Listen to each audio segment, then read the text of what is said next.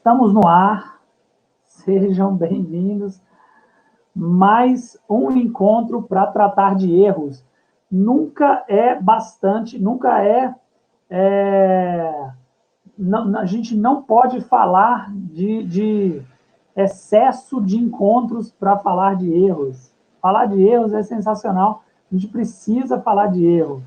Vamos que vamos. Então, a gente vai continuar, né? Hoje estamos na quarta etapa da discussão do erro, né?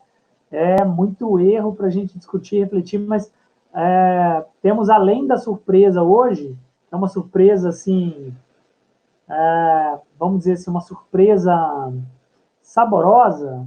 Nós teremos também uma informação muito legal hoje no final da nossa live e um processo criativo pertinente para a utilização de todos, para todos se apropriarem aí, utilizar na cozinha aí, para a gente ir além, é o que a gente deseja, todo mundo ir além, né? Muito importante.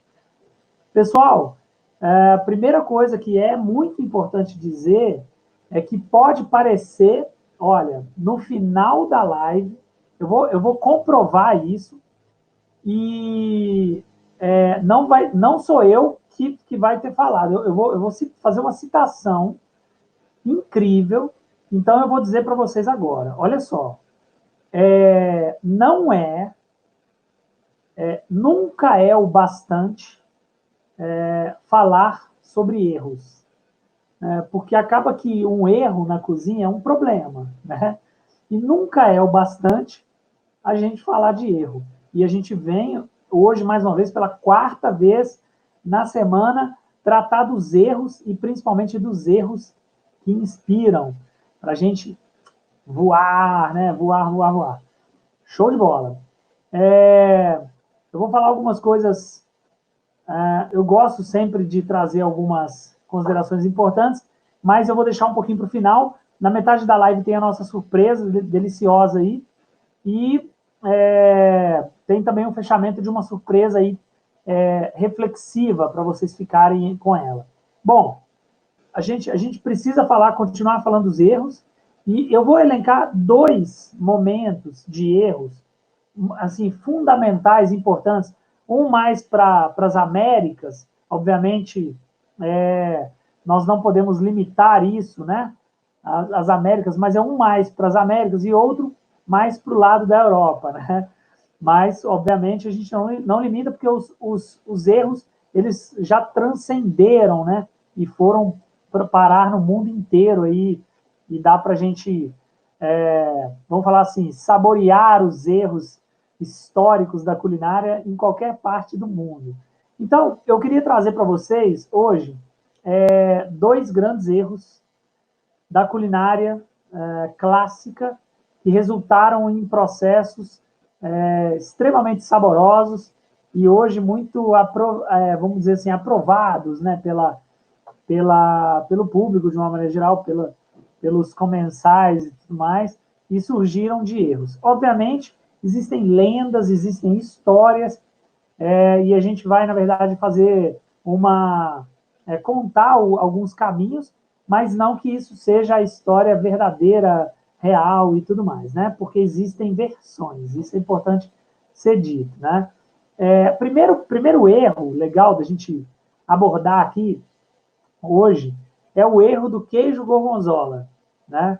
E como outros processos de esquecimento, a gente vai falar hoje dessa coisa do esquecimento, né? Papel e caneta na mão, isso aí, Dalva, vamos que vamos. Essa coisa do esquecimento, ela é genial, porque muitas vezes ela propõe ali instantaneamente alguma coisa fabulosa para a gente observar, né? Então, a questão do queijo gorgonzola, ela traz duas coisas muito importantes para a gente. Primeira, que o queijo gorgonzola acabou surgindo de um esquecimento, ou seja, de um erro. Mas, aí eu vou contar rapidamente, mas a segunda questão é que quem cometeu o erro. E isso é fundamental. A Dalva falou aí, ó, papel e caneta na mão. Eu vou falar de uma coisa assim fundamental para a gente trazer o erro para o nosso lado. E antes de contar a história do Gorgonzola e tal, eu queria propor essa questão para vocês. Por quê? Muitas vezes a gente se pega falando assim, não, claro, errar é humano, errar é muito tranquilo. Poxa, quem não erra, né? Ah, que atire a primeira pedra, e aí começa, né? Mas assim, em ordens práticas, como que a gente é, utiliza, que ferramenta que a gente usa para trabalhar o erro? Será que existe isso? Será que existe algo além disso? E hoje a gente vai para além, né? Como sempre, a gente vai provocar para ir para além. Fechado? Então, essa coisa vamos falar do senso comum, a gente fica assim, poxa, todo mundo erra, tudo bem, é errando que se aprende, vários jargões, mas hoje a gente vai ir além, beleza? Então, olha só, vou falar rapidamente do Gorgonzola. Eu acredito que em 7 minutos, mais ou menos, nós teremos a nossa surpresa. E aí eu vou me ausentar, tá? A moçada aí que está entrando na área aí, salve, salve, sejam bem-vindos e vamos que vamos. Então, olha só, o queijo gorgonzola, ele nasceu, obviamente, numa cidade, né, que tem o nome de Gorgonzola, e é o seguinte, é, acabou sendo criado por um descuido.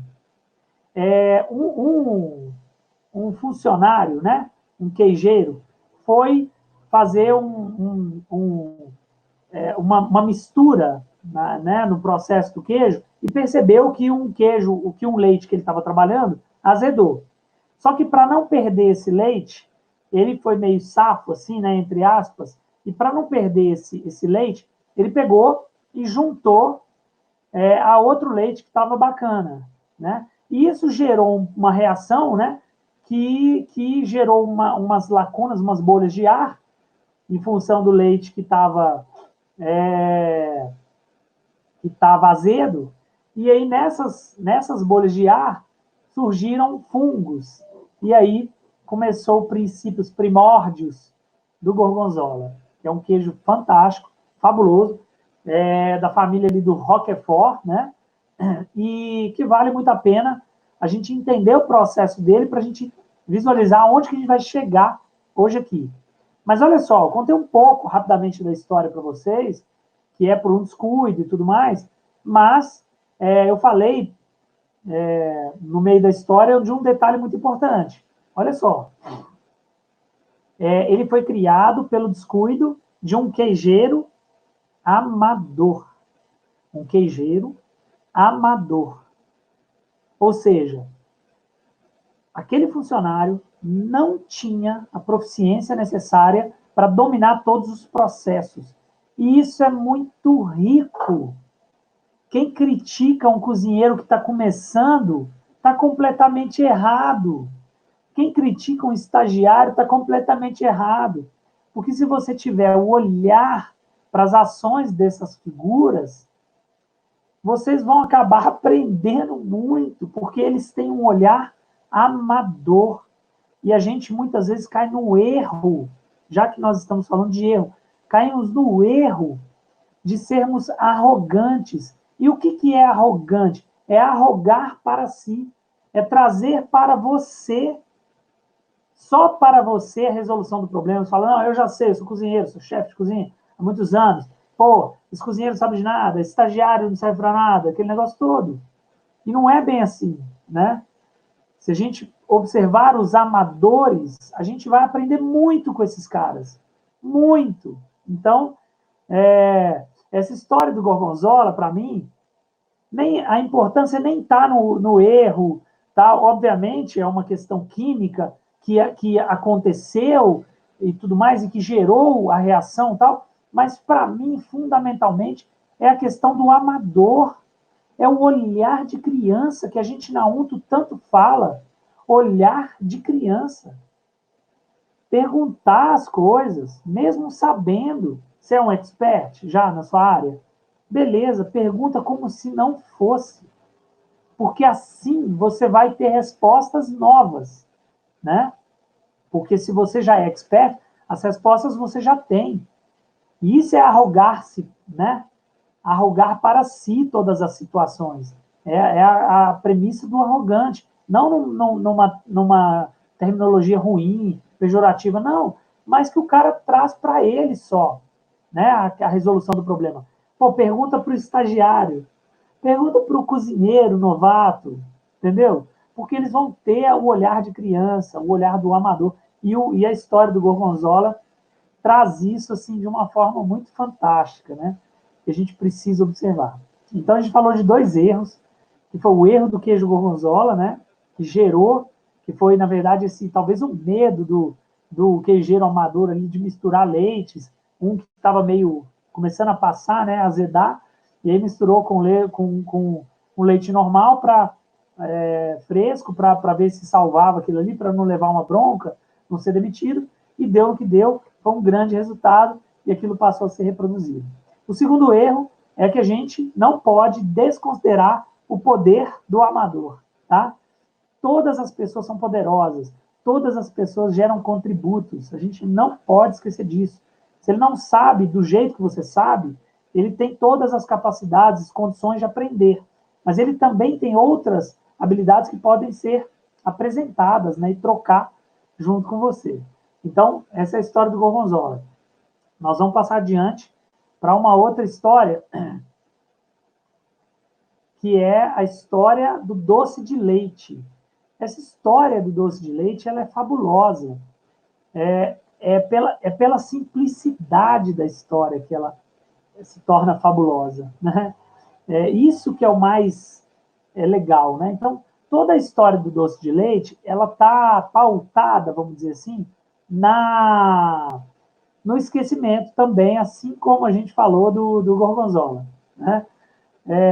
O doce de leite, conta-se que em 1829, na Argentina, dentro de um encontro político, numa fazenda, um dos convidados acabou indo dormir, né?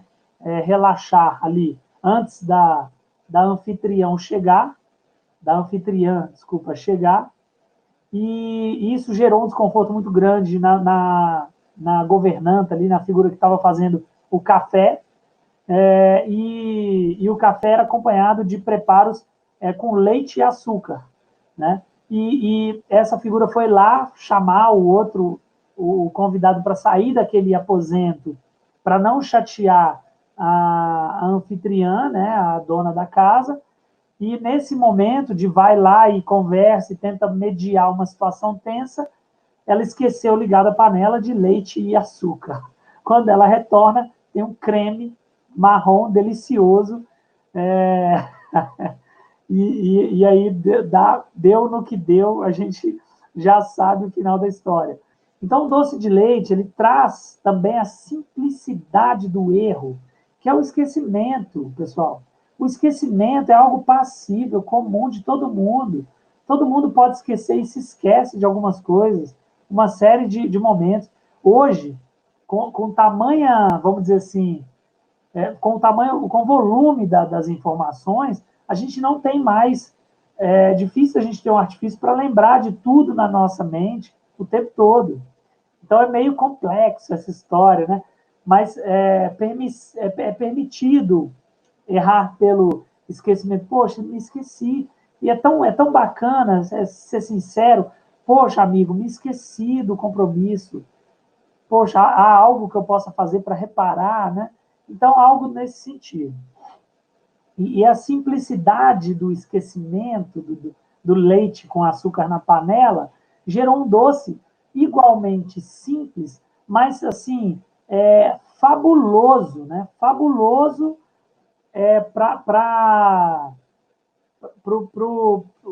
as notas de complexidade que ele propõe, né? E para o tanto de valor que esse doce acabou gerando, né? E significado que acabou gerando para uma série de povos e virou algo emblemático, né? E cultural. Lembrando que o Cristiano contribuiu e travou aí a live, No Insta, às vezes trava, corre para o YouTube. Liga os dois, liga o YouTube e o Insta, ou o Facebook. Nós estamos ao vivo em 3 canais. Lembrando que essa live fica gravada no nosso canal do YouTube, Academia de Gastronomia Criativa. Vai lá no YouTube, se inscreve no canal e a gente está colocando todas as semanas conteúdos interessantes, novos, para vocês irem acompanhando. Então, fiquem à vontade. Se em alguma das mídias não estiver muito bom, vai para outra lá. Fechou? Então, vamos que vamos. Olha só. Falei do doce de leite, e o doce de leite é algo fundamental para a gente conversar. E essas duas histórias, que são histórias de, vamos dizer assim, esquecimentos, claro, histórias de erro e esquecimentos, vão acabar fundamentando uma história maior que eu queria trazer para vocês, que como que a gente enxerga o erro na sociedade de uma maneira geral, e eu falei isso no começo, e vou repetir aqui. A gente fica falando e repetindo, olha, o erro é natural, tudo bem errar, errar é humano, é errando que se aprende, mas a gente, às vezes, não vai além. E aí eu gostaria de ir um pouco além para propor para vocês uma percepção diferenciada do erro na cozinha. Claro, dá para adaptar isso para outros métiers? Claro que dá, mas é uma percepção que foi construída para ser utilizada na cozinha. Então, isso que é interessante para vocês se apropriarem. Eu queria falar do processo criativo de observação do erro forçado. É o processo criativo de observação do erro forçado. O que é isso?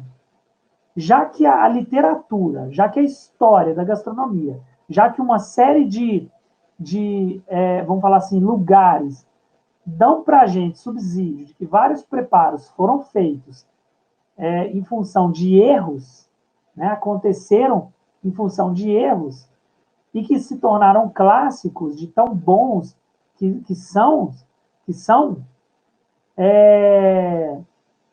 nada melhor do que a gente entender esse processo e propor um processo criativo de construção de prato, de construção de elementos. Ó, peraí. Tá pitando, hein? Vocês estão escutando aí? Tá pitando. Eu vou pegar lá e volto aqui para falar para vocês do processo criativo de observação do erro forçado. Dá uma olhada aí, moçada. Vê se tá legal isso aqui. Será que tá rolando? Olha.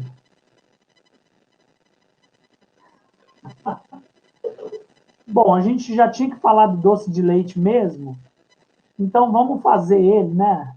Vamos propor uma construção do doce de leite? Vamos que vamos. Isso é uma delícia, mas eu quero falar da construção desse doce, que é um doce diferente, e eu vou contar para vocês como foi o processo. Mas eu estava falando do processo criativo de observação do erro forçado. O que é isso, pessoal? Para a gente não ficar naquela máxima, errar é bom, errar é humano, errar é isso, errar é aquilo, para a gente não ficar nessa máxima, errar é super legal, poxa, errando é que se aprende e tal, vamos usar o erro de uma maneira inteligente. Vamos lá. Processo criativo de observação do erro forçado. O que é isso? Eu vou forçar um erro. Por quê? Porque eu já sei que alguns erros funcionam muito bem. Só que eu vou forçar o erro e vou observar o que acontece. Né? Então, eu já sei, por exemplo, que arroz dentro da gordura, em imersão, ele pipoca. Né? Eu já sei disso. Então, eu começo a testar vários tipos de arrozes. Eu começo a testar, por exemplo, uma massa fresca na imersão. Eu começo a testar, por exemplo, um biscoito na imersão. Eu começo a errar de propósito e observar o erro. Mas não adianta fazer isso só assim. Tem que ter registro. Se não tiver registro, não adianta nada. Tá? Então, eu estou falando para vocês, primeira mão, de um dos processos criativos que a gente ensina na UNTO, Academia de Gastronomia Criativa. Processo criativo de observação do erro forçado. É você entender o panorama de erro, começar a propor errar de propósito para observar e, registrar. Registra. E aí as coisas acontecem. Porque aí você vai começar a ver uma série de panoramas que funcionam. E você vai parar de reproduzir o que o mercado faz. E sim produzir o que você sente, o que você acredita. Isso é muito forte. Ontem eu falei para vocês sobre a técnica do Kintsugi. Ontem eu falei para vocês sobre essa coisa de juntar elementos que quebraram, né? E que quando eles têm uma história e você consegue restaurar, ou seja, através do erro você consegue se fortalecer, se renovar, isso fica muito mais poderoso, muito mais forte. Então, você vai ficar muito mais poderoso se você também produzir conhecimento e não só reproduzir. Nossa, vi uma coisa legal no YouTube. Estou sabendo fazer, incrível, era difícil, já consegui. Pô, incrível. Claro que é incrível. Mas que tal você gerar essa coisa? Que tal você ser o proponente, né? Você falar do que é que tem que ser feito? Porque você usou processo criativo de observação do erro forçado. Então, não é complexo. É preciso expandir um pouquinho para a gente ir além. Eu queria contar para vocês desse doce que eu fiz. Vou pegar uma colherada aqui. Uma colherada. Olha só, moçada. Olha isso aqui. Isso é um doce de leite de Thermomix, né? Claro, eu não desprezo as tecnologias, né? Tipo Eureka, Nilson. Nilson é um figuraça, é um cara fantástico, um amante da gastronomia. Nilson, satisfação ter você por aí, cara. Obrigado pela presença. É isso aí, cara. Tipo, momento de ideias, né? Pá, conseguir e tal. E aí você. Só que você precisa forçar isso. Por isso que o próprio nome diz, né? Processo criativo de observação do erro forçado, assim. É forçar isso. A gente precisa ter essas balizas, registrar, né, tudo e depois fazer os testes de verificação se realmente funciona, com quais elementos isso funciona, né? Para a gente evoluir, né, na profissão. Pessoal, queria só fazer um negócio aqui, ó, uma homenagem aí. Espera aí, só um pouquinho, espera aí, ó. Olha.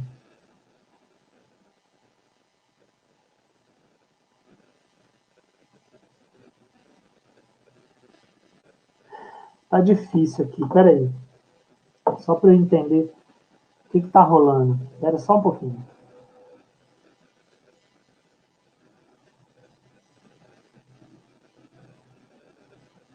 Nossa Senhora. Fabuloso isso.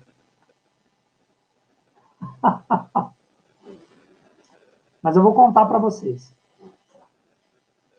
O que eu fiz no doce de leite e que esse doce de leite, ele é de um erro. E eu preciso falar isso para vocês. Eu queria mostrar, vou pegar outra colher aqui, para mostrar para vocês. Deixa eu tirar isso aqui, que eu vou mostrar para vocês o do copo, né? O do copo, tá? Espera aí. Vou mostrar aqui do copo para vocês, para a gente. Ó a fumaça, ó a fumacinha. Tá pegando aí? Tá conseguindo pegar a fumacinha aí? Olha, sensacional, ó. Olha, eu vou falar para vocês uma coisa. Doce de leite quente. Nossa, doce de leite quente é outra história, né? Ó.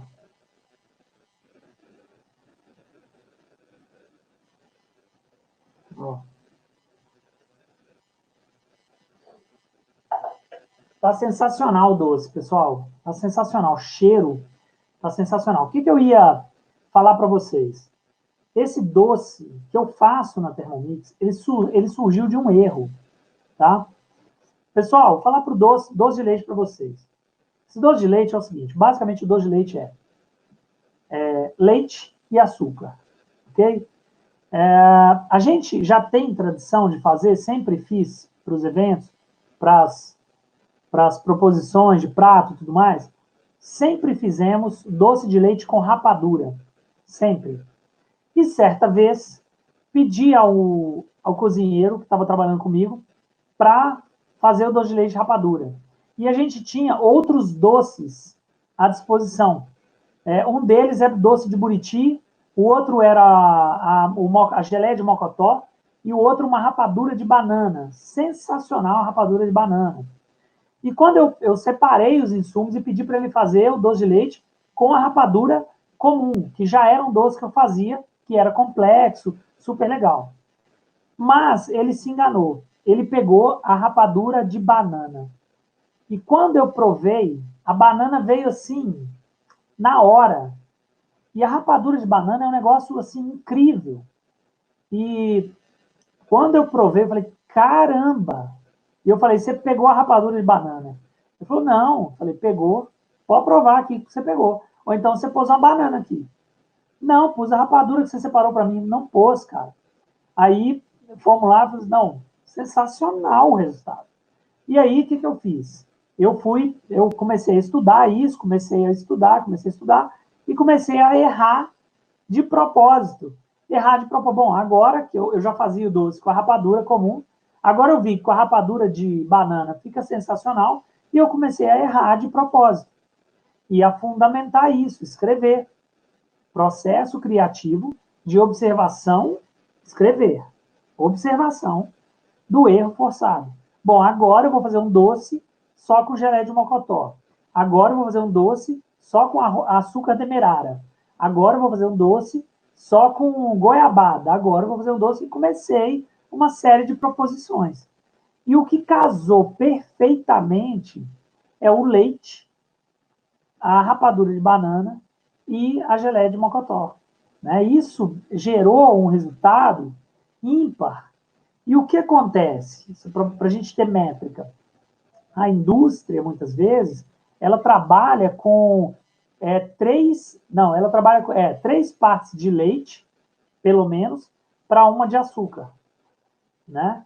Então, ela trabalha com uma métrica e a gente pode interferir muito nesse processo. A gente pode, por exemplo, colocar 2 partes de leite para outros elementos, né? 5 partes de leite para outros elementos. A gente pode modificar tudo. Vou dar um exemplo. A quantidade de açúcar que vai nesse preparo de doce de leite é praticamente zero. É só a rapadura que vem com o poder do doce e a geleia de mocotó é uma quantidade muito pequena. Claro, tem açúcar nos 2 preparos, mas açúcar puro, refinado, a gente não usa. A gente usa a geleia de mocotó de um pequeno produtor e a gente usa a rapadura também de pequenos produtores, rapadura de banana de Ravena. Então, é interferir num processo de uma forma muito mais inteligente. E isso vem através do processo criativo de observação de erro forçado. Fundamentalmente desse lugar, né? Para a gente não achar que a coisa tem que ser só assim, opa, hoje tive uma ideia. Não, não é assim. Opa, hoje vou me preparar para ter grandes ideias.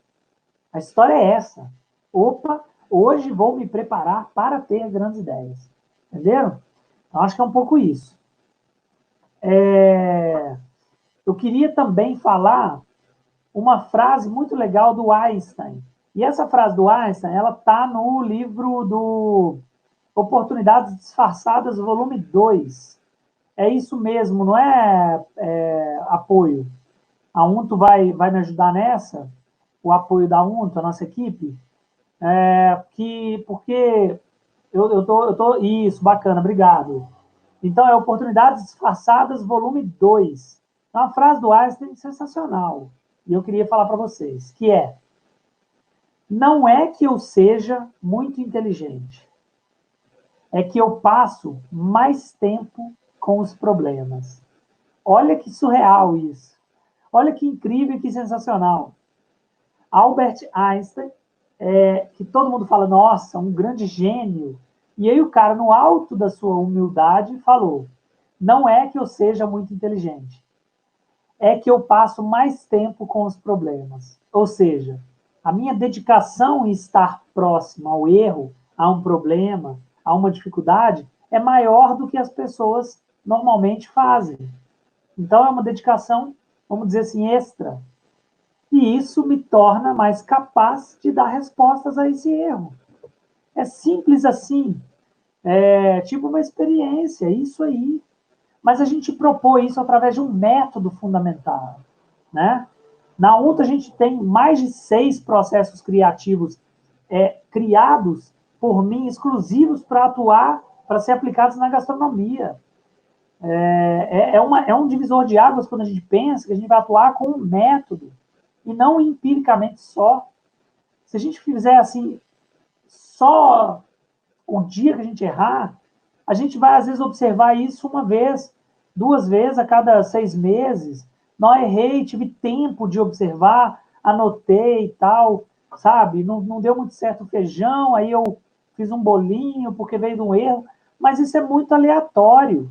A gente precisa trabalhar com ferramenta, com método, muito bem pautado, estruturado, sabe?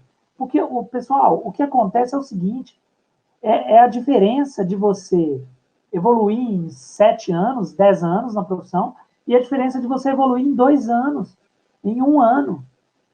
Entende? Assim, é você entender processos que podem otimizar o seu passo.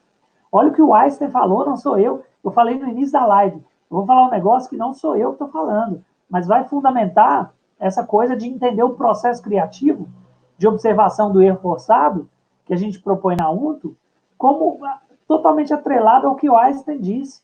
Não é que eu seja muito inteligente, é que eu passo mais tempo com os problemas. Ou seja, o erro não é um problema? É. A gente não tem que consertar um erro? Tem.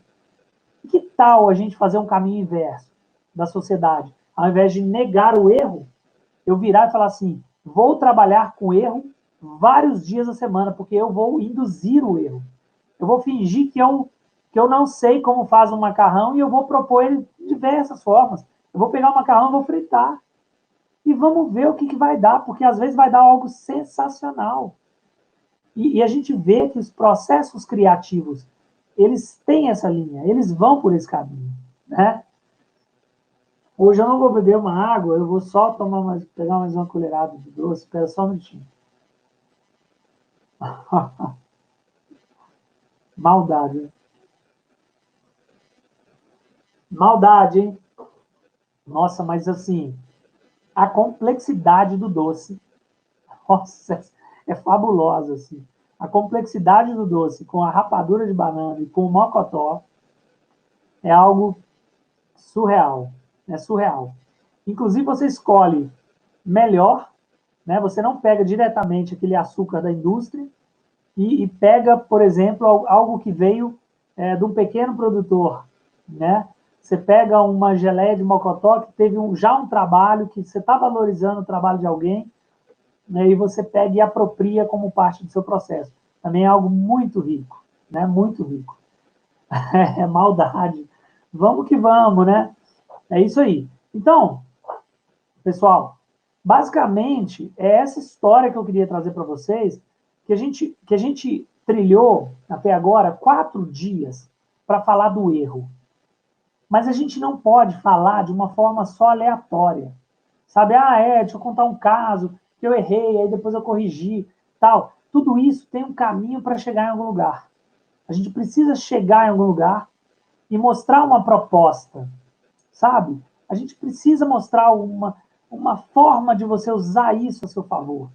E hoje eu estou apresentando para vocês o processo criativo de observação do erro forçado, que é o que a gente usa muito na ONU, né? Para fazer essa proposição fundamentada mesmo. Isso vale a pena. Né? É isso aí. Pessoal, queria falar para vocês o seguinte.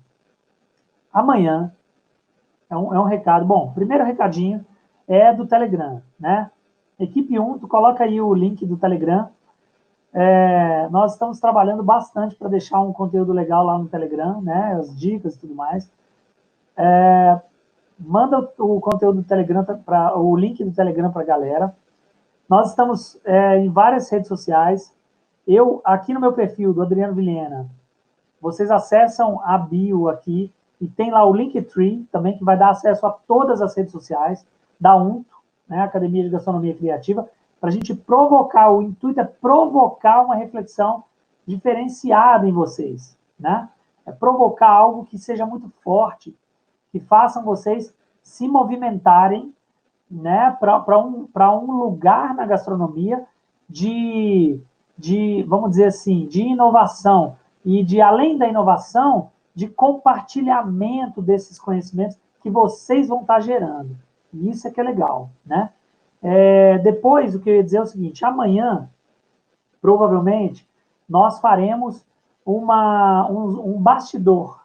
Amanhã nós faremos uma live dos bastidores da cozinha, dos bastidores do que realmente acontece ali na cozinha. E eu queria mostrar um pouquinho disso para vocês, o que a gente está fazendo, mostrar um processo vou mostrar o métier, né? Então a gente vai falar um pouquinho de bastidores amanhã, como que a gente tem que estar preparado na cozinha, como que a gente trabalha esse cenário de forma efetiva, para a gente também propor um outro cenário que não só esse aqui estático e tal, mas a gente caminhar um pouquinho por alguns outros lugares. E amanhã a gente fecha essa sequência aqui dessa semana, e semana que vem tem mais, com uma informação muito poderosa e transformadora para todos vocês. Espero que todos aproveitem muito. Se não conseguir ver ao vivo, assiste depois no Instagram, um dia depois, mas acima de tudo, no YouTube, isso vai estar registrado lá no canal da UNTO, Academia de Gastronomia Criativa. Vamos junto, a gente vai sempre junto, porque junto a gente chega em lugares muito mais altos, mas muito mais altos. Se não fosse o erro do meu bendito cozinheiro, eu não entraria nesse processo de reflexão e não criaria um processo criativo de observação de reforçado e não testaria vários doces de leite diferentes para achar essa preciosidade que é esse doce de leite com rapadura de banana e geleia de mocotó, que é algo sensacional. Fechou? Tenho certeza que com essa dica aí do doce de leite, você pode impactar muito aí seu comensal, pode impactar muito o seu cliente, pode transformar a sua realidade e acredito que reverter isso, né, em benefícios bem legais para você. Fechou? Então vamos que vamos. Amanhã tem mais. Pessoal, obrigado pela presença. Amanhã tem mais. A gente se encontra nesse mesmo horário, 9 da noite, 21 horas, para a gente discutir um pouco mais gastronomia. Fechou? Obrigado demais pela presença. Valeu. Até a próxima. Tchau.